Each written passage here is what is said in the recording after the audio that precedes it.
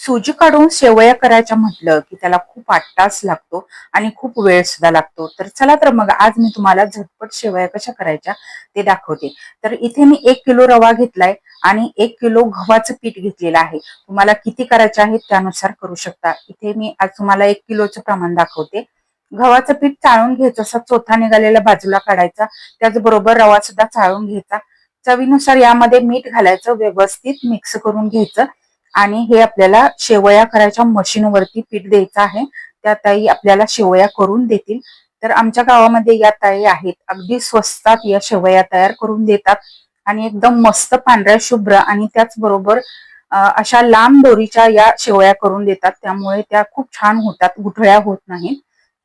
अशा पद्धतीने त्या ताईंनी आम्हाला छान अशा शेवया तयार करून दिलेल्या आहेत. शेवया तयार करून दिल्यानंतर त्या 1 दिवस उन्हामध्ये घालतात आणि ते पार्सल आपल्या घरी पाठवून देतात. तर इथे माझ्या मिस्टरांनी शेवया घरी आणलेल्या आहेत, त्या मी आता उन्हात घालते. तर एक कापड मी बाहेर टाकलेलं आहे उन्हामध्ये. तर तिथे आपल्याला या शेवया उन्हात घालायच्या आहेत.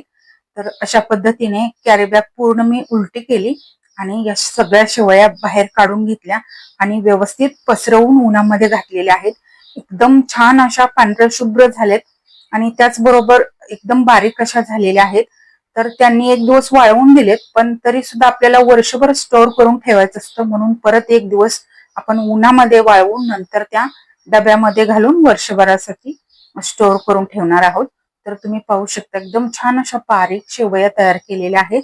या पद्धतीने नक्की करून पहा, एकदम सोपी पद्धत आहे. रेसिपी आवडल्यास लाईक शेअर नक्की करा. धन्यवाद.